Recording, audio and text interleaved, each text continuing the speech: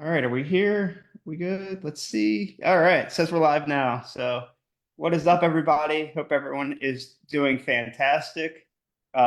Super excited for this live training interview today. We have Phuc Lee here with us today. So awesome to have you here, man.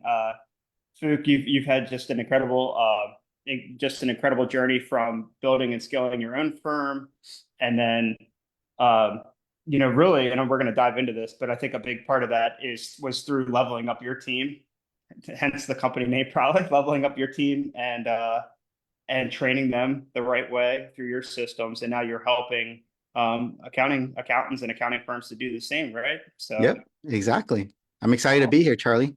hey, what's going on, man? Mhm. Cool. I'm just gonna get the live stream started real quick, but yeah, do you want to just share a little bit about about you? Yeah. Yeah, go for it, man. I'll Yeah. get us. So let's see, I got into taxes maybe almost 20 years ago, took over a mom and pop shop and just scaled it from there, grew it up to 16 people. And then recently, actually last year, sold the firm to a much bigger firm. And now I am concentrating on helping other firms grow their firms through training their employees because I think I felt that for me to be able to sell the firm, I had to have a good team in place for the new buyers to come in and see that there was already a system and process in place. And then once they were able to buy the firm and take over, that they knew there wouldn't be any issues with clients and everything. So that's definitely what I'm looking forward to in my next journey. Is just helping other tax firm owners really scale and grow their team. That's awesome, man, and that's just a very common challenge and pain point that I'm hearing right now from our Exactly. audience, from That's one of accountants. the biggest pain points that I had when I first started the firm was figuring out that, okay, as a firm owner, yeah, I think you naturally think that you should be doing everything, talking to all the clients, answering all the emails, doing all the meetings. And I just learned that that's not scalable. For me, it was way too stressful. I was burnt out. And I realized I needed to rely on my team. I already had a team, but they were doing more kind of like back end data entry work, and they weren't really client facing. So luckily, the team that I had, they were eager to learn. They wanted to get the experience, so they were ready to take on that challenge of trying to move towards that role where they are talking to clients. And it was at first because I was just learning about it. It was a slow process. Maybe first answer emails. How do you answer emails? And I had to go check the emails, and then having them take on simple phone calls with clients, like those quick. Clients will call in and say, "Hey, I have a quick question. Can you help me answer real quick?" I'll have them take those on. Yeah, I've been slowly. They actually started taking on more high value client facing work where they're actually giving advice and doing tax planning. Yeah, incredible. I mean, it's such a challenge. Just empowering the team. I think the comfort Mhm. of letting go of certain tasks. There's a Yeah, lot that we can dive into today. For exactly, sure. exactly. And So a lot yeah, of other accounts I talk to, they're suffering the same thing. They're being pulled in all different ways from clients because they're the main point of contact for the clients, all the clients.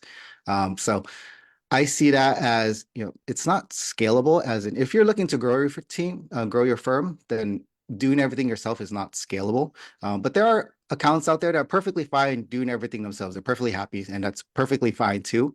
But I knew for myself, I'm the type that wants to grow and keep on growing, getting bigger and bigger.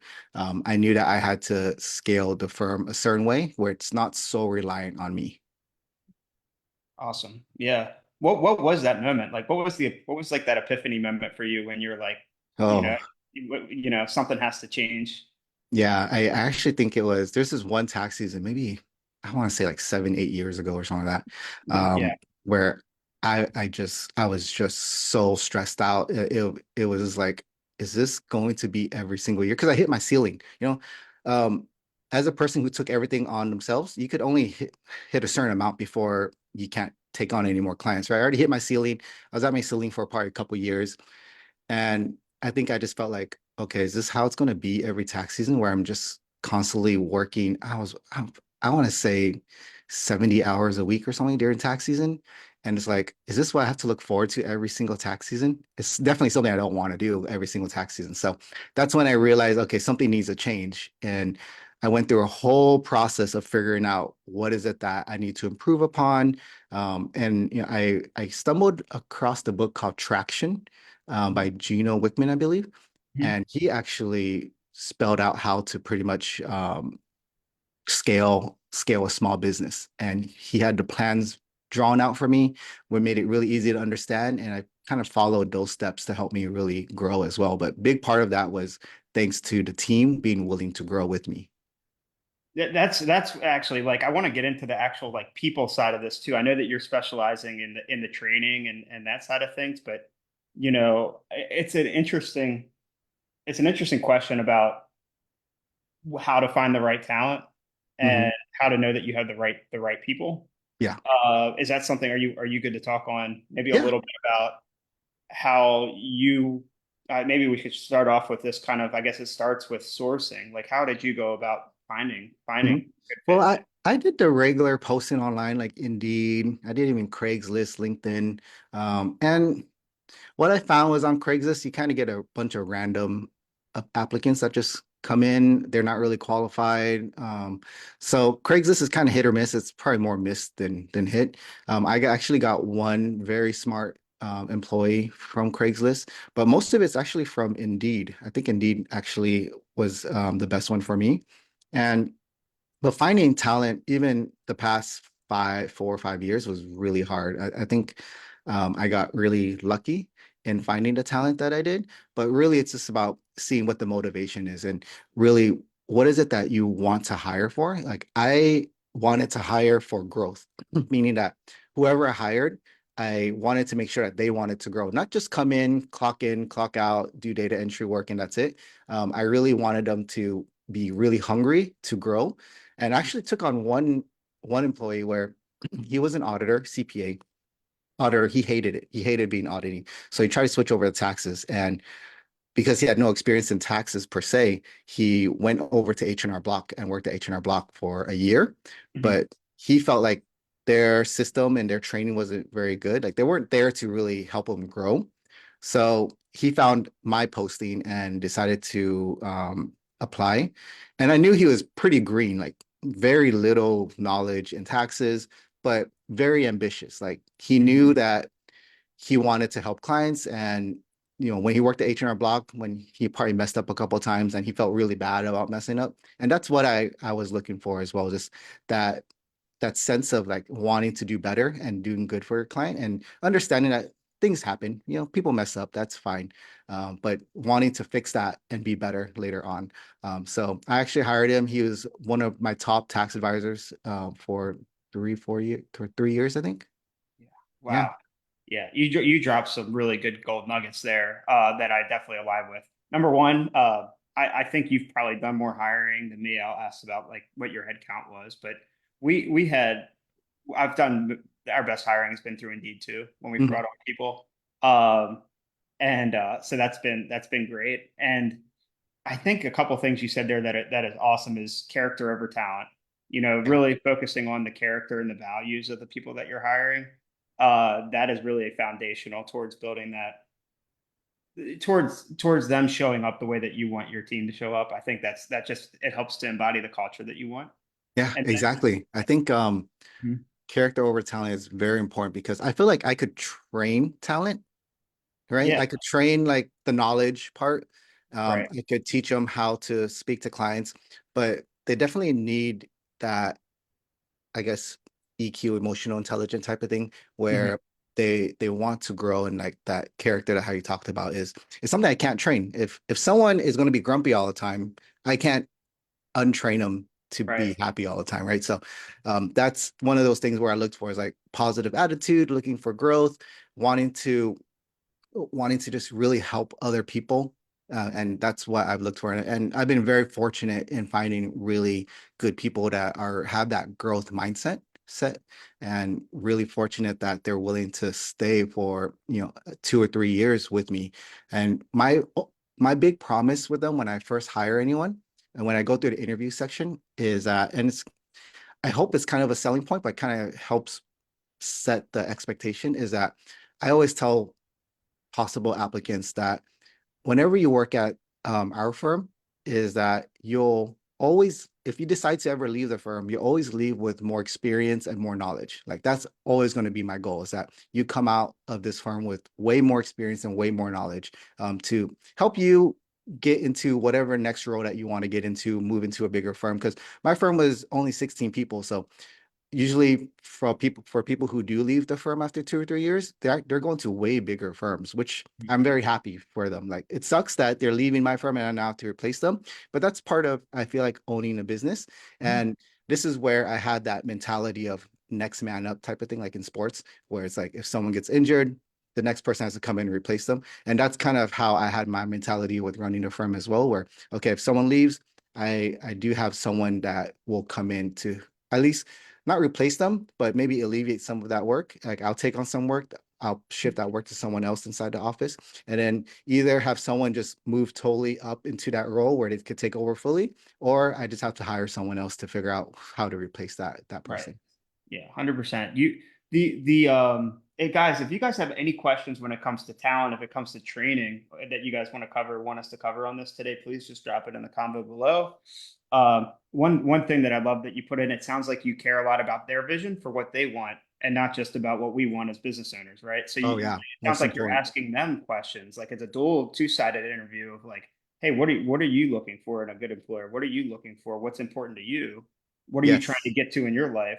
And that's been that just shows a lot of empathy as an owner, and I think it really can help level up the character, Yeah, most that definitely. It's like how you people gotta, show up for you. you kind of gotta sell your firm too, because Sure. if someone's looking for work, right? You don't know what their situation is. They might be already at a firm already and they're just kind of seeing what their options are, or they might even be unemployed. You never know, right? So what I always tell myself is that I need them just as much as they need me. So I want to sell my firm. Really emphasize the culture that we have here is about growth and really just being better than when we walked in the first day. That's always been my goal. And having a community inside the office was really good. That we do a lot of team events as well. Like we take trips to Monterey. It's like whale watching.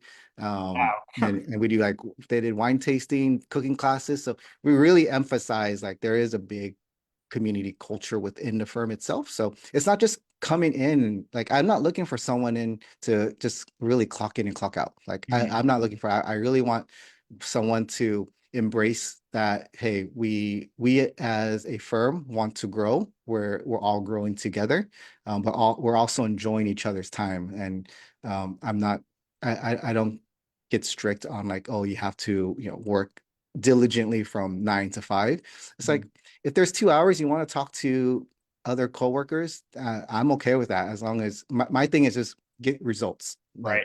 Like Don't it, micromanage. You're not yeah, micromanaging. I don't micromanage at all. I'm not that type. But my whole thing is that when we do our weekly meetings to see where everyone's at, I do expect them to be able to say that, okay, they're on track to finish whatever they need to finish. Right. That's awesome. And one thing I noticed there, transparency. Like, I don't think a lot of owners would be talking about, oh, I'm planning on, I want to take this firm here. I want to sell this. Like, not everyone's as transparent. Like, I think you shared a lot about what you're trying to build too, which I think goes a long way. Um, Yeah, like I really just want to build employees' careers. I think that was like a main focus when I had my firm was that I really just wanted to build up my employees because I felt like that's where I got, I guess, the value for me, a firm owner. Like I helped clients, which was great, right? That's to me, that was part of the job. But this extra thing of, okay, I'm seeing my employees grow, I'm seeing them learn, and sometimes they would have no license coming in, and then all of a sudden, a year later, they'll get their EA license, Mhm. and some of them has thanked me just for pushing them to get that EA license when they never expected to get it, right? So Mhm. it's things like that that's like, okay, it's nice to see your team grow, not just in numbers, but within each person. Totally. Yeah. That's really it can be really fulfilling. Yeah. I'm sure it's been for you. We got a question. So Daniel asks, Was training, hey Daniel, was training for new employees self-paced, or was someone on your team designed to training them? So So yeah. I honestly, as a firm owner, I could have done better with the amount of training I did. When I first started with new employees, it was in a way self-paced because I didn't know what I was doing. But once I actually got them into a rhythm of training, because at first it started off as like maybe just training once a year or twice a year, and we just spent a whole day training. I didn't find that effective whatsoever. It was just very draining, a lot of information coming in all at once. And what I started doing was trying to switch over to training more periodically in shorter sprints. So right by the end of me owning the firm, I think we're doing training maybe once every other week or once every 3 weeks, which definitely could have been better. I would have wished I'd done it once a week. Um, but definitely I had to do it myself as a firm owner. I didn't have anyone to hire. But the thing is, I had other work I needed to do. I needed to help clients, right? So I didn't Right. have the time allocated to really train consistently Mhm. because training is not just spending 2 hours with your employees training. It's also spending probably another 6 hours before that getting ready to train them, like getting everything, like maybe if you need to do a presentation or slides or think of activities, that alone takes up a lot of time just preparing for it. So that's why I didn't really hire anyone. And plus, I don't think there was from what I remember, there wasn't really much options for me to hire someone to train my employees, except to send them to like CE credits. Like that Right. was what I did at first too. Like I just sent them to IRS seminars and had them join webinars. And to me, that was training, but really it wasn't effective because they didn't move the needle. They took the courses or they took the webinars to get their information, get their hours, but really it didn't really move the needle in their growth. Like maybe they got a little bit more knowledge, but whatever they learned in those webinars, it's not like they're applying it to their actual work or to the clients that I had. It's just Mhm. more information that they just took in, and that's really it. And um, I I realized that that was not a good thing to do because even when I go to these IRS seminars, I'm falling asleep. I don't enjoy it at all. Yeah, I like 8 hours of, yeah, you know, it's yeah, so long. It's really it is really just boring to me. It's right. just a bunch of slides with a lot of words, and the Mhm. presenter is just reading the slides verbatim, and I'm just like, what? I'm only here for the hours, right? Yeah. So trying to find a seminar that's more engaging has been really hard for me. Mhm. Yeah, so I'm not sure if I answered your question or not, So there, but yeah, hey, so we have a good turnout in here. So if you guys have any other questions for us, just let us know. I think it's important too, like to know what the outcome, like what's the outcome that you're trying to achieve there with the training, right? Like yeah, focusing on, it's just like, especially when you have a tax service line, a tax prep service line, and how rapid. I stopped practicing in 2018, and I was having a conversation with another accountant this week. Things are seems like they're getting more and more complex and more moving faster in yeah, tax these days. So, I it's don't know definitely. what you focus on, whether it's, are you teaching them to have better conversations with clients and be more client facing? Is it more around technical tax knowledge? Is it everything? Exactly. Yeah, You know? exactly. It's really being more able to client face because one of the biggest problems I had when I owned a firm was I was bogged down with meetings all Mhm. day, phone calls, Zoom meetings, in-person meetings. That took up so much of my time.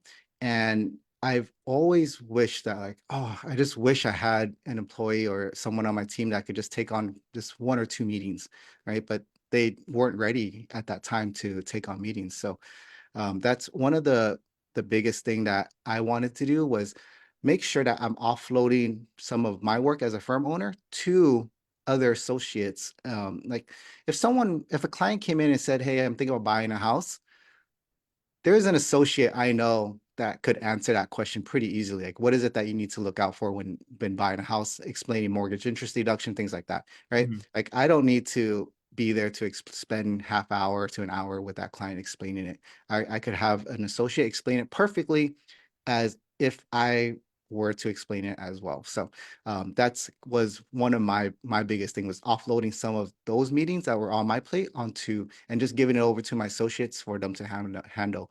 And it was great. The first meeting that I saw my employees take on, it honestly, actually, it was a little rough watching it just because Yeah, yeah. it's not going to be perfect. But I knew the client that I sent him to was nice. I picked and choose the client I knew that were going to be very forgiving and nice. And the thing is, I knew that I could always jump in to fix it if I wanted to, or correct him, or do anything, right? But he handled it. I mean, he stumbled a little bit, like with the little uhs and ahs and pauses, but he got through the meeting and he was relieved. He was nervous at first, but that actually just got him to be pushed out of his comfort zone. And then he was able to take on the next meeting a little bit easier, and then the next meeting. So from Yep. there, he was able to take on pretty much, I think he took on like, I want to say like 20 meetings a week for me Wow. after about a year and a half. Wow. Yeah. Think about that. What difference would that make in your guys' firm if you guys could get back 20 meetings a week or 20 calls a Yeah, week? exactly. And it's all about having your team be set up for success, right? Right? And training is such a hard thing. It's such a time commitment Mhm. that I wish that I had more time to train when I had the firm.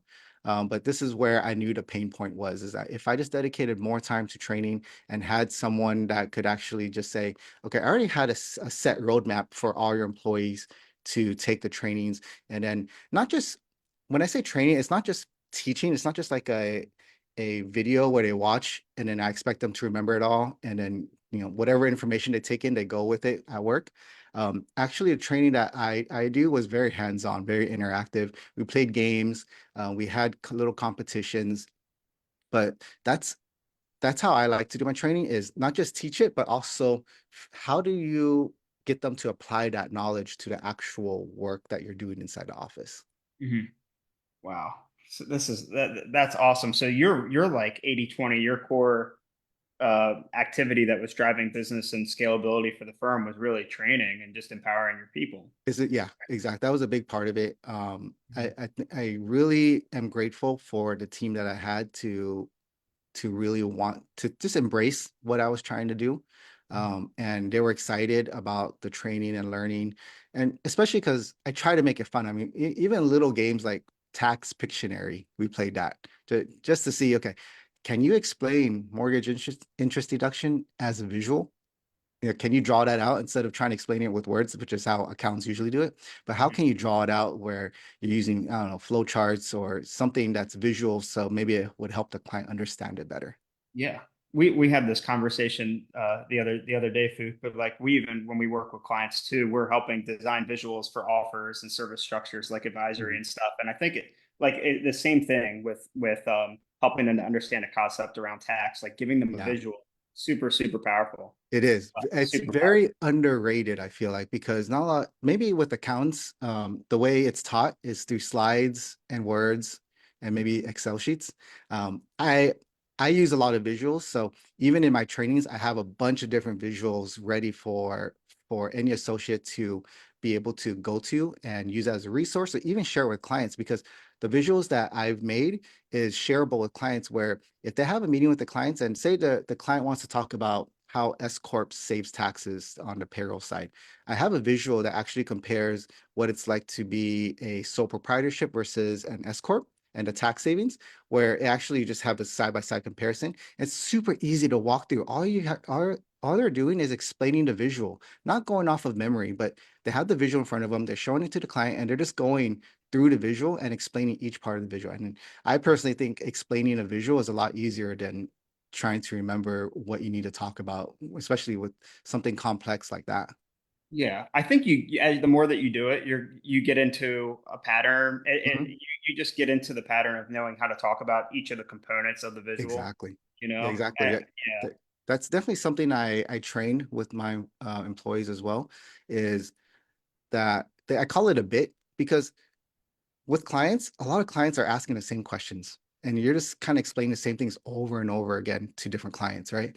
So once you get comfortable with knowing exactly how to say it in the right cadence, the right tone, then it just makes you look so much more professional. It's like, okay, you know your stuff, and clients see that you're able to walk through them so quickly and so easily that they could understand it, and you weren't stuttering, you weren't having pauses, and this really shows the professionalism that that you have, and that how much you care about explaining this certain thing to a client so it's easy to understand.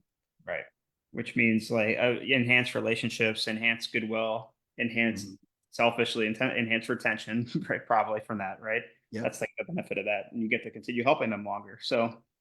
Um, and you've done an incredible job of finding a way to gamify, I think gamify the experience of like Yeah. learning for accountants and their team members. Mhm. So I guess what was it? How did you kind of jump into how did you get this idea? Obviously, you did this in your as a firm owner and then you exited. Tell me about the journey to like launching this thing. Yeah, like when I first started doing training for for my own employees, I just wanted to make it fun because I just knew that if I just did slides all the time and just presented and I did all the talking, they're going to lose focus at some point in time, right? So, um, I actually started really liking to do the games probably 4 or 5 years ago. And first, it started off as like the easy games that I didn't take much work on my side, like Pictionary. That was just something a nice break to do. But then I started finding sites where you could do like kind of like a quiz, and then if you answer it right, you get points. If you answer it faster, you get even more points. And then there was a leaderboard. So then we have that in place right now with the training program where it just, whoever gets through quickest and answers the most questions correctly, they're on top of the leaderboard. And just that little bit of competitiveness makes it fun. And you can see as they're going through the test, let's say it's a 20 question test, the leaderboard's just going up and down and switching and changing as people are going through the test. So that's always been exciting for me to see who's catching up at the very end. Like that's really fun. But Yeah. definitely that like the point system, and really making it competitive, I feel like is like a booster for a lot. And maybe because if I'm hiring for people who want to grow, like maybe there's naturally competitive.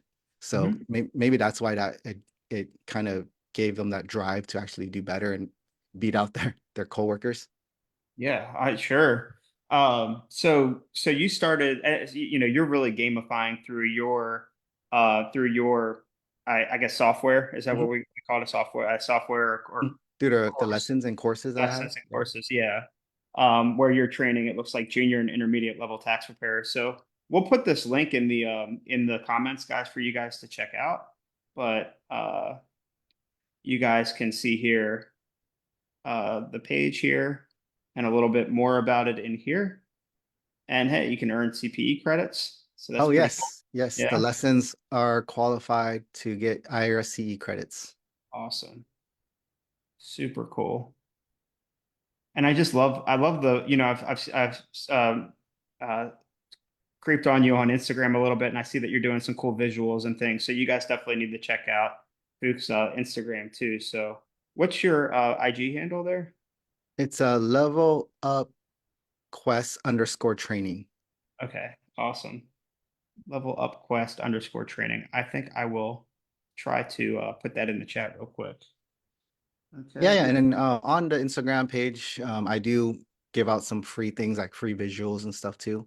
So if you're watching and it's a visual that resonates with you that you think that would be helpful for your firm, you could definitely get one of those free visuals that I'd love to share. I just want to share as many visuals as I can because I feel like it's so helpful for so many people, not just sharing with clients, but even a resource for their own just to try to understand it a little better and try to just make the tax concept stick into their head. I think having it as a visual allows it to make it easier to remember. Super underrated. I think it's Yeah, super underrated. No one talks about the power of visuals, and I think it's definitely something we shouldn't be sleeping on. Another exactly. another question came in. What would you recommend for levels of communication with your clients, especially going from being the only person they talk to transitioning that responsibility to someone else, Mhm. with each client assigned a point of contact? Yeah, that was a hard thing to kind of start letting go of. It started off as just emails, drafting up emails, something as simple as that, where they're not sending out the emails yet, but just I just want to see how they write. But now with AI and everything, it makes it a little easier. But definitely drafting up emails and then just seeing, okay, how's their tone? How is it that they're writing? Are they going off of tangent? And this is actually a good exercise to have as part of training in general. Just okay, this client asks this question, how would you respond? How do you write this out as an email form? Because I think with emails, it's easier because you could always take your time to write the perfect response. So you start off with that. Okay, how do they get their minds, like the sequence and order of what they need to respond, and then go from there. And once you see that, okay, they know how to write an email in a very easy to understand manner, then just actually have them start sending out the emails, and just have clients start seeing that, okay, this is not the main guy that or the main person I'm usually talking to. It's looks like it's an assistant or something, which is fine. Usually I have the assistants write, "Hey, I'm jumping in for Phuc here. He's kind of bogged down with meeting, but he told me to help him out here, and I'm gonna help respond. If there's any follow-up questions, I could always follow up with Phuc some more later on. But definitely just go through letting the clients know that, hey, the firm owner is not just offloading this client to someone else. It's just like I'm just jumping in to help, and that's usually the first part. Um, and then clients will start getting used to seeing, okay, now the assistant's writing, which is fine. Knowing that there is if anything, if there's a more complicated follow-up that needs to be done, then either a separate meeting with me, myself first, or I could just jump into the email and write it as well. Mhm. And then you slowly work from there. First emails, and then, okay, talking to clients and figuring out what that associate is comfortable with talking about, right? Like you can't do something complicated where maybe it's about 179 deductions or something like that. It has to be something very simple for them just to be comfortable with. And I usually start with itemized deduction and standard deduction. That has Mhm. been a common question. So Okay. explain that to a client and then go into mortgage interest and then just kind of work your way up there. It is a process. It's not something that can be done within a month. Like as human beings, you can only take in so much information and be comfortable with what to produce. So it is a hand holding process at first. And Mhm. that's the pain point that I've had too when I did this, is that I spent so much time on just making sure that they feel comfortable to get to whatever level that they need to get to. But it was Yeah. definitely worth it. Definitely the initial investment is worth it. It's a lot of work, but it's definitely worth it. Right. So a few things that I picked up there. It sounds like when you in the emails you're focusing, or in the writing it's, or maybe just training overall, you're thinking frameworks versus scripts. So you're not micromanaging the conversation, saying this is exactly the words you need to say, Correct. but more like this is the general framework of how to convey this, and giving them systems to think, systems to talk in. Yeah. We actually had a kind of like a framework for writing an email. Okay. Um, Right. and it distinctly says, okay, what are the main facts that can't be argued is what you write first, and then any underlying questions that might come up. And there's like a whole framework of That's what to awesome. do. Yeah. Yeah, so and that's how we wrote the email, just to make it simple and easy. That's the thing. It's like this stuff is so it can feel so complex to build out systems or to have a systemized way to train. You're thinking about it kind of like an engineer, or like an engineering kind of way, systems Yeah. thinking. And I think that's kind of what you need to be able to install You do, but in the yeah, team. it's so tough as a firm owner, like the Yeah. time spent with clients and just doing regular client work. Right. It's so much. So trying to come up with a simple system for everyone to understand is a whole job in itself. Like Wow. after I read the book Traction, I Mhm. actually put a pause on taking client meetings and doing client work for a good month, I think, just so I could concentrate on figuring out how to work the system. And that's when I actually forced the team to start talking to clients for me, like answering emails. And then, and to be honest, most client questions aren't really that urgent. It's not like I have to jump in to help right away. And I think Mhm. that's what I had to learn too. Like, it's not that urgent. Like, Right. clients could wait 2 or 3 days, maybe even a week. As long as I tell them, hey, give me a week to respond, then they'll be happy, right? Right. So I think that's what I did for that month. I just said, like, if there's anything complicated, just tell them wait a month and we will get to it later. If it's really super urgent, like they have something in escrow and something happened with their property, they don't know what's going on, then I need to jump in for some reason, then I'll jump in. But for that month, luckily, nothing, no emergencies happened, and we just kind of just told them just to wait until after the month ends, and then I'll get back to them for any complicated things. But for the most part, the team handled it just fine. That's awesome. Yeah. There's Like, something that there's something that you said about with that the team member that started that you empowered to start having conversations and sending emails with, and you said the first time they talked to a client, it wasn't like perfect, and there's a yeah. lot of ums and uhs, and Mm, I'm guilty of ums and uhs in here every week, right? But that's all good. mm. The but the I think in our DNA, I don't want to just like say everybody's like this, but a lot of us tend to be very perfectionists. We Yeah. want things done right, Mm. I think, and I love that you were able to, handle like that things weren't done 100% Fuchs, to perfection, and that's okay. There's a book that I read recently that I definitely recommend around delegation. It's called "Buy Back Your Time" by Dan Martell, Oh and yeah. there's a saying that he says in there. He's a SaaS guy, so he's built some SaaS companies and scaled some SaaS companies to exit. And he said, uh, 80%, 80% right is 100% awesome, essentially, Yeah. right? From your team, right? Yeah, Yeah, exactly. And I I think agree that's with a that. great mantra because, and I just want to applaud you that you took it, you weren't expecting it to be perfect right out the gate. And you were okay with that.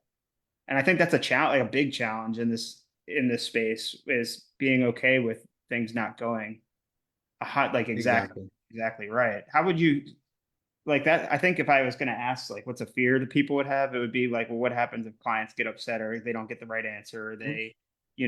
they leave? Like, Yeah. I what would you think say? I don't think clients would leave. Fortunately, maybe I guess maybe it depends on your clientele base, but for Mhm. me, I knew my clients would leave as long as they knew that I was behind this person, right? Um, and the whole 80% um, for an employee is 100% good, which is very true. I totally agree with that because when I talk to other accountants, and when I go to like live seminars and just chit-chatting with other accounts, one of the biggest things that they say there, they say, I want to find another me. Uh-huh. And I'm just like, that's not possible. Like, you are you, and only you could be you. You can't really find someone to be exactly like you. Because if they were exactly like you, most likely you're going to be opening up their other another firm, or they're going to start their own firm. So Right. you Yeah. can't really find an exact like you. But you can find someone that's like a mini you, that's perfect. So like the 80%, right? And then the firm owner just has to come in to cover the 20%. I think the way the book phrases it is that you want the firm owner to do 10% of the initial work, like maybe Oh, setting it up, yeah. Yeah. and then having the employee do 80%, yeah, Yeah, you're right. You're 80% right. of 1080. the middle work, and then the firm owner will come in and just, I guess, make sure to check if everything is right for the last 10%, right? Yeah. So, and I think that's a great system to have, is that, just have your employee do 80% of the work in the middle. You just set it up for them for success, and then you just make sure you do the whole trust and verify thing at the very end. Right. Yeah. Two book recommendations today: Traction and what's the book called? Buy Back Your Time, Yeah, buy right? back your time. Yeah, yeah. What else? What else, Phuc? So, um, what were some of the most valuable? Uh, can you think of a really good a training that you did when you were a firm owner, maybe that was like you saw the impact of? Is there anything that comes to mind when you're like, wow, that training was worked really well, or is it Yeah, more? there's a Yeah, lot. Let me see. yeah, Okay, there's one that I think is really good, is that there's this website, I forgot, it's called like napkinfinance.com or something like that. Mhm. It pretty much has, and I put this on my Instagram page, so if you ever want to reference to it, but it pretty much has little mini visuals tax things like tax concepts like underpayment penalty, what's considered a subcontractor or how to pay a subcontractor. There's like little visuals, and you can just Google, just type in some kind of visual that you want, Mhm. and what you have is you have the whole team come together. One person picks a different visual, and their job is to explain that visual as if they're talking to a client in front of everybody, right? And after they're done explaining it, they get feedback from everyone in that meeting. And I require everyone to give one good feedback, like a positive feedback, and one helpful feedback, some kind of correction that they could use. Because I think feedback is one of the most important parts of learning and making sure that the information sticks. Because without that feedback, you don't know what you're doing wrong or what you're doing great at. I so after someone does the presentation, they get that feedback from everyone in the team, and everyone goes around. We all do it, and I feel like putting that pressure on them, where they have to present in front of other people, is getting them out of their comfort zone, but doing it in a way where it's in a safe environment. It's within within the team itself, and we're all trying to help each other. That's all. That's the main goal. Is helping each other, encouraging each other. You know, there might be some people who are new to presenting and they'll stumble, which is fine. That's Huh. not a big deal. But you do this every single, maybe say every 2 weeks or every week if you can, you'll start seeing improvement over time. Like they'll get comfortable just talking in front of everybody. They'll get comfortable using a visual and explaining things. But they'll also learn at the same time of like, oh, maybe there are important parts that they missed that they didn't talk about, or maybe they're talking too fast because usually when you're presenting, you tend to talk fast because you're nervous. And now they know, okay, slow down their tone, slow down their speed, and it's working towards a progress of improvement. It's getting them out of that comfort zone because that comfort zone is it's too comfortable. And I always tell people that to grow, you really need to step out of that comfort zone. And I will help you get out of that comfort zone in a safe environment. That's how I've always done it. But just challenging them, like doing those presentations in front of everybody. I don't think a lot of firms would do that. They're just kind of too busy putting their heads down and working. Yeah. But definitely taking the time to do something like that on a weekly, semi-weekly basis would be good. I love that idea. I mean, I remember I worked for a firm where they did that too, and I was one of the ones that was super back then. Before entrepreneur world, I was definitely very shy and wasn't the best at presenting and things like that. Mhm. Oh Um, man, look at you now. You yeah, got your own that's podcast, what I was gonna say is right? being an entrepreneur. You guys, I'm sure many of you know, no skills are fixed. Mhm. Those skills are fixed, but it does require that decision from your team, from yourself to say, I am going to get out of my comfort zone and do the uncomfortable and stretch my skill set, you know? Yeah, yeah, and And this is a great way to do it. exactly. Another thing that I think is really good there, I bet when you started to do those things that it changed the culture in your firm and the Yeah, morale, like in more of a team, you know, and I'm sure it really positively affected the culture. most definitely. It changed. I think it did change their view of the culture. Um, and the biggest part is as a firm owner or as a leader of the team, you need to set that expectations where it's like, okay, I'm gonna come in and help you, and we're gonna do it together. My goal is to help you grow, and I think employees need that from the firm owner, like that dedication, knowing that, okay, my boss is really helping me here. Even though it's uncomfortable for me, I know there's good intentions for my boss, and he or she is dedicated to really helping me just grow. And Right. I need to absorb that and take that and in a way accept it and really try to see where I could go from here. Yeah, there's definitely some firms that have that. I think usually higher up in the market, have that. I don't know if it's level up or leave mentality, or you know, kind of that a certain percentage get cut each year kind of thing. And like but you've really embraced the being a growth partner for your team and Yeah, really yeah. showing that empathy and care for them. And I think that you know, Exactly. It starts I from was the top. Definitely starts from the top because employees tend not to know what to do when it comes to, say, training. Like they're not going to self-train. Like some can be self-motivated and take extra courses and, watch extra YouTube videos to learn something. But really it all starts from the very top, saying that, hey, I need you to grow and be better and grow as a professional. Where is it that you want to go? Right now you're in data entry. Do you want to talk to clients? Do you want to be at that level where clients can just refer to you and say, hey, I want to talk to Amy only about my tax problems? Mhm. Couple more questions before we jump off. So you had a successful exit. I think, maybe there's some people that are watching this that would like to do the same at some point. Mhm. Are there a handful of things that you would attribute to a successful sale and Yeah. successful exit?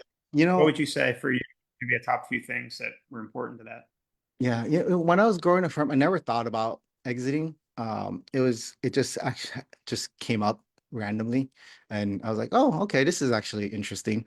Um, but definitely, I think if as a firm owner, and this is what I talk to a lot of firm owners about, is if you wanted to sell today, would anyone want to buy your firm? And I bring that up because it challenges them to think like, is there an actual buyer that wants to buy their firm based off what they have right now? Um, because most buyers won't want to buy a firm if it's heavily still reliant on that firm owner, right? Because no buyer wants to come in and take over a firm knowing that all clients only want to talk to that firm owner. And once that firm owner leaves, they're they peace out. They're gone. They're not staying with the firm anymore. So I think that's the main question I always ask. And if you feel like there might not be any buyers, then that's where it's like, okay, what can you do to get buyers? Because if the firm is heavily reliant on you as a firm owner and you're doing all the work, then you don't, in a way, you have a job. Like you don't really have a business, because if you were to leave, the business dies if you were to leave, right? So that's why I always, when I talk to other accounts, like, if someone wanted, or can you sell your firm, will you find a buyer for your firm? And for me, I think I was fortunate enough that because the buyer came in and saw that we already had systems and a team in place that were already well trained and knew exactly what to do. Pretty much I was able to take like month-long vacations, because I had a good team that could help me out with client stuff, right? Like there are times where I probably had to jump on a couple emails or phone calls while I was on vacation, but nothing where like it was only like maybe twice a week, if anything, maybe even less than that. But Yeah. the fact that I was able to take a month-long vacation and just have the team just handle everything for me was super vital, was super important to the growth, but also to the sale of the firm as You well. should talk about that. You should talk about that more in your marketing for sure.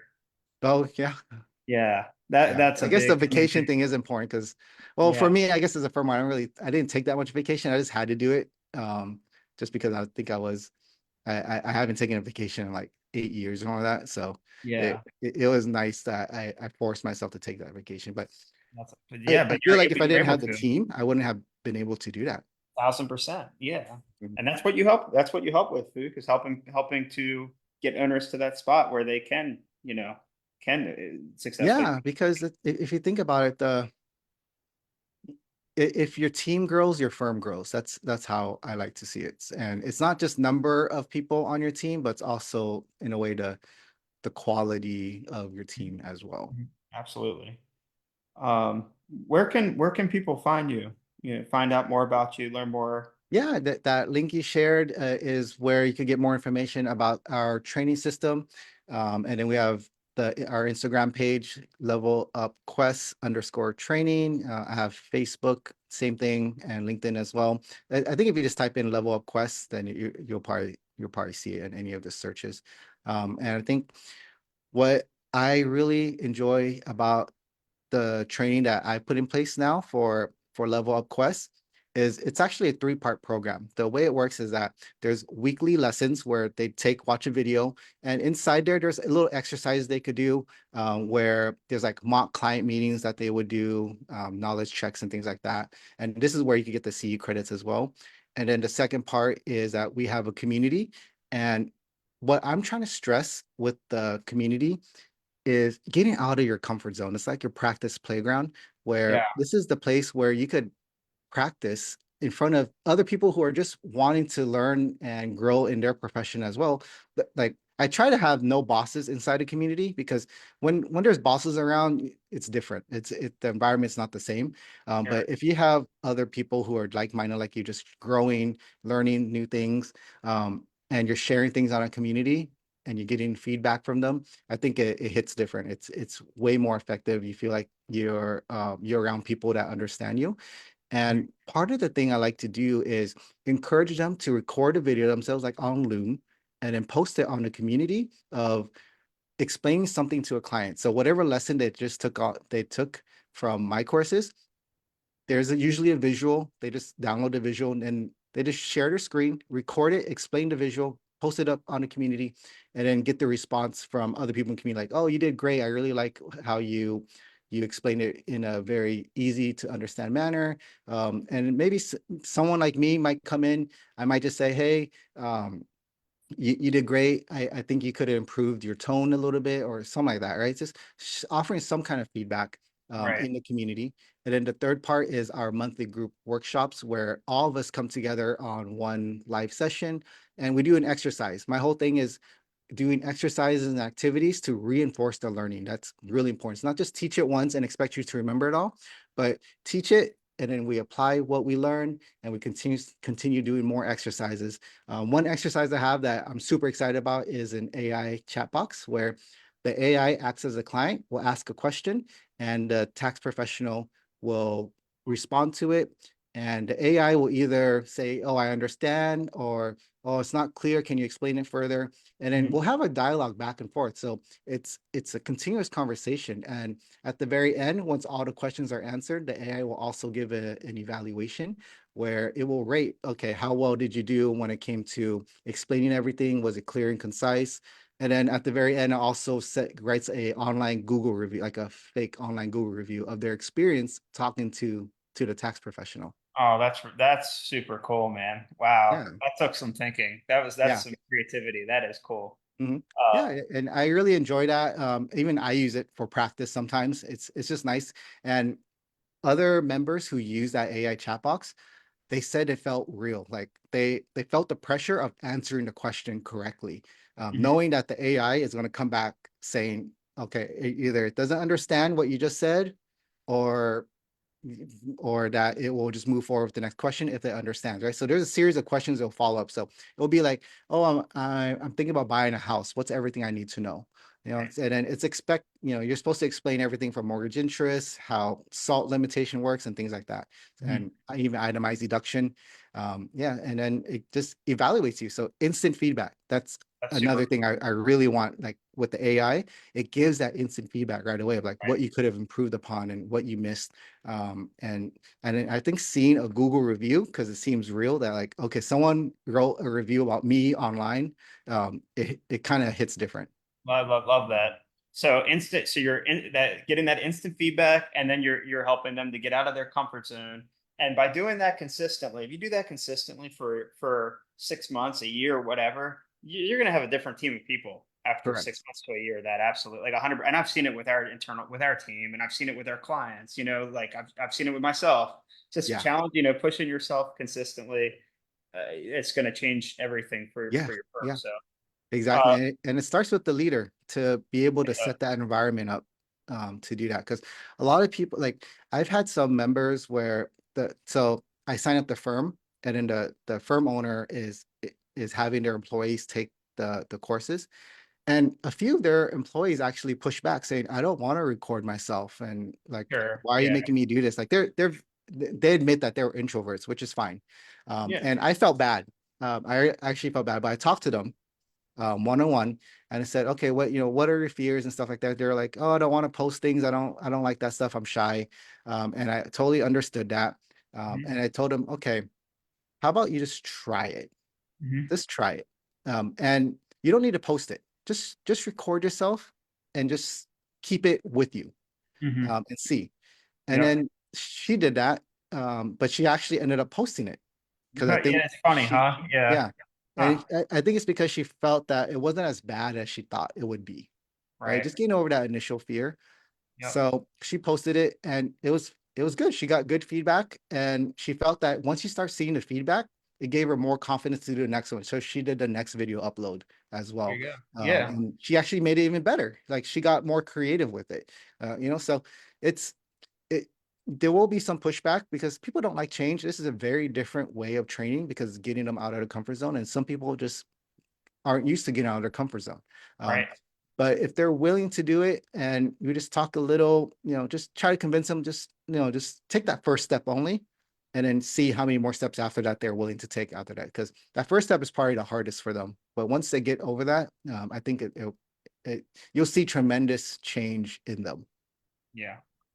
Awesome. Awesome, Phuc. Well, I love the work that you're doing. I love the work that you're doing over there. Thank I you. think you're doing extremely valuable work, empowering, helping to empower firms and teams and helping the owners to get out of so much of the mundane, the day to day and Yeah. leveling up their stuff. So thanks for being on here, Phuc. We got to have you in here again sometime, all right, man? Yeah. Would love to. Thanks, Charlie. Awesome.